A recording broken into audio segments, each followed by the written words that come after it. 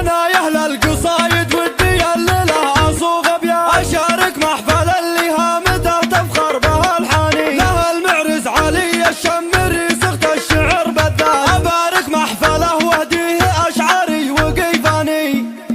انا يا اهل القصايد ودي الليله اصوغ ابيات، اشارك محفل اللي هامته تفخر بها الحاني، لها المعرس علي الشمري سخت الشعر بالذات، ابارك محفله واهديه اشعاري وقيفاني. علي الشمري المقدامي اللي سابق الهمام، مثال العز والهبه ولك فوق العلا شاني، دروب المرجله نهجك وصيتك للفخر اثبات، سليله للمعالي وشامخ فعل والامتاني، وابوك محمد المعروف بالفزعات والوقفات، كريم الكف وفعوله بها للطيب عنواني، عظيم الصيت والمقدار شيخ وارث الطلال، وفي وقت الشدايد خير ذخر يسبن الجاني، ولك عز مهدي جدك وتشهد لاسمها المدار، تخلت صيته وطيبه فخر في كل الازمان، كريم الذكر والافعال حي صيته ماما، عسى في جنة الفردوس له مثوى ومسكاني، واخوانك لك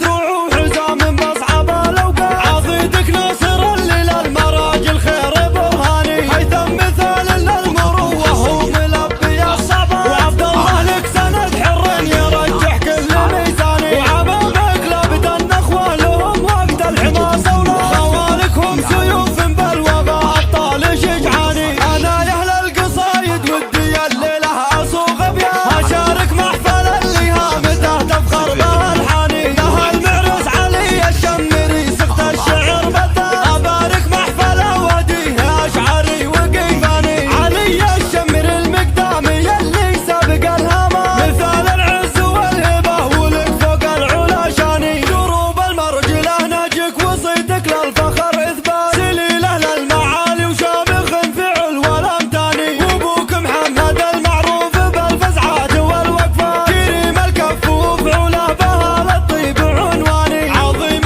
الصيت والمقدار شيخ وارث الطلال، وفي وقت الشدايد خير ذخر يسبن الجاني، ولك عز مهدي جدك وتشهد لاسمها